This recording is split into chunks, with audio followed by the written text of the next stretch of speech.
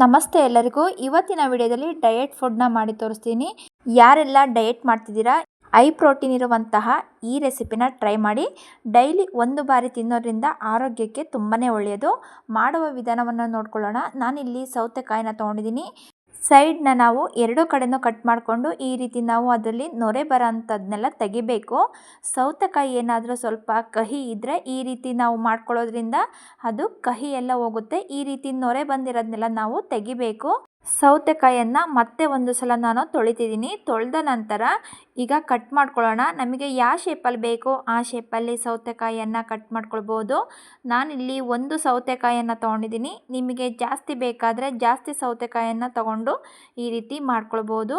ನೋಡಿ, ಈ ವಿಧಾನದಲ್ಲಿ ನೀವು ಮಾಡಿಕೊಂಡು ಡೈಲಿ ಒಂದು ಬಾರಿ ತಿನ್ನೋದ್ರಿಂದ ಆರೋಗ್ಯಕ್ಕೆ ತುಂಬಾ ಒಳ್ಳೆಯದು. ನಾನಿಲ್ಲಿ ಮಧ್ಯ ತಿಳಿಲು ಆಗ್ತಿಲ್ಲ, ಬರೀ ಸೈಡ್ ಮಾತ್ರ ನಾನು ಕಟ್ ಮಾಡ್ಕೊಳ್ತಿದ್ದೀನಿ. ಬೀಜ ಮತ್ತು ತಿಳಿಲನ್ನು ನಾನು ತೆಗಿತಿದ್ದೀನಿ.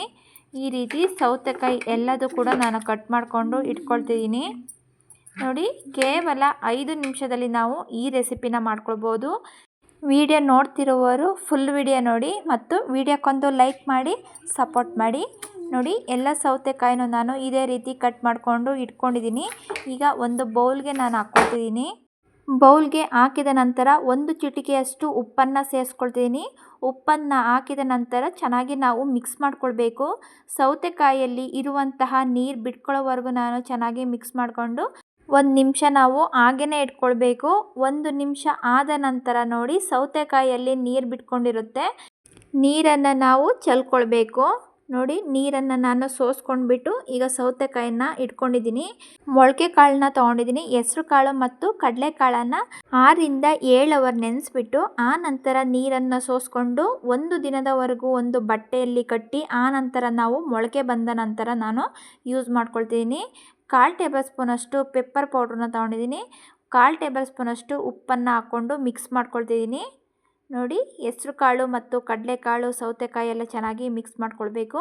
ಫ್ರೆಶ್ ಆಗಿರುವಂತಹ ಕೊತ್ತಂಬರಿ ಸೊಪ್ಪನ್ನು ನಾನು ಸಣ್ಣದಾಗಿ ಕಟ್ ಮಾಡಿಕೊಂಡು ಹಾಕ್ಕೊಳ್ತಿದ್ದೀನಿ.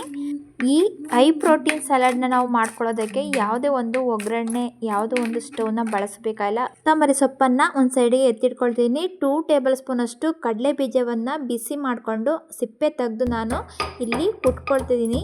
ನೋಡಿ, ಪುಡಿ ಮಾಡ್ಕೊಳ್ಬಾರ್ದು, ದಪ್ಪದಾಗಿ ಈ ರೀತಿ ತರಿಯಾಗಿ ನಾನು ಚಚ್ಚಿಬಿಟ್ಟು ಇಟ್ಕೊಂಡಿದ್ದೀನಿ.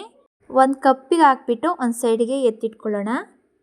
1 ಚಿಟಿಕೆಯಷ್ಟು ಖಾರ ಪುಡಿಯನ್ನು ಹಾಕ್ಕೊಳ್ತಿದ್ದೀನಿ.